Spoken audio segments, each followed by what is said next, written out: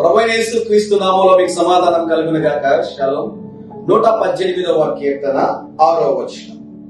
యెహోవా నా పక్షమునున్నాడు, నేను భయపడను. రెండు వాగ్దానాలు ఇక్కడ.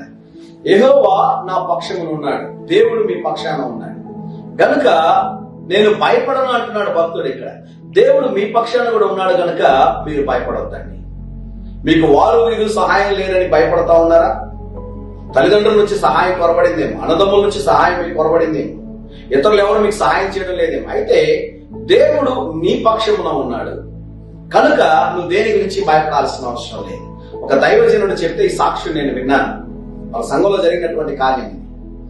ఒక యవనస్తుడు ఇంటర్వ్యూకి వెళ్ళాడు వాళ్ళ చర్చిలో నుంచి. ఆయన ఇంటర్వ్యూకి వెళ్ళినప్పుడు చాలా మంది, వందల మంది అక్కడ కూర్చొని అందరూ మాట్లాడుకుంటున్నారు. నాకు మినిస్టర్ రికమెండేషన్ ఉందండి, నాకు ఎమ్మెల్యే రికమెండేషన్ ఉంది, నాకు కార్పొరేటర్ రికమెండేషన్ ఉంది. ఇలా మాట్లాడుకుంటా ఉంటే పాపం ఈ క్రైస్తవుడైన ఈ అబ్బాయికి ఎవరి రికమెండేషన్ లేదు. వారందరి మాట విని చాలా భయపడిపోయి కృంగిపోయి కూర్చొని ఉన్నాడు. ఒక్కొక్కరు లోపలికి వెళ్తున్నారు. ఆ ఇంటర్వ్యూలో వారు ఏ ప్రశ్న అడగడం లేదు. నీకు రికమెండేషన్ ఉందా అంటున్నారు. ఉంది అనగానే అప్లికేషన్ తీసుకుని ఓకే మీరు కొండి, మేము మీకు ఇన్ఫార్మ్ చేస్తామంటాం. అందరు వెళ్ళడం సంతోషంగా వెళ్ళిపోతా ఉన్నారు. అందరికి రికమెండేషన్లు ఉన్నాయి. ఈ క్రైస్తవ యవనస్తుని పిలిచారు.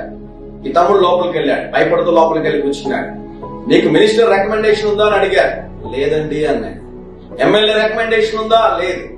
కార్పొరేటర్ రికమెండేషన్ ఉందా? లేదు. ఎవరి రికమెండేషన్ లేదా? నాకు ఎవరి రికమెండేషన్ లేదండి అన్నాడు. వారు వేరే ప్రశ్నలు ఏవి అడగకుండా వారు చెప్పిన ఒకే మాట, యు ఆర్ అపాయింటెడ్. నిన్ను ఈ ఉద్యోగానికి మేము నియమిస్తాం, నీకు ఈ ఉద్యోగం ఇస్తున్నాం, యు ఆర్ సెలెక్టెడ్ అన్నారంట. దేవుని స్తుతించాడంట. నీకు ఎవరి రికమెండేషన్ అవసరం లేదు.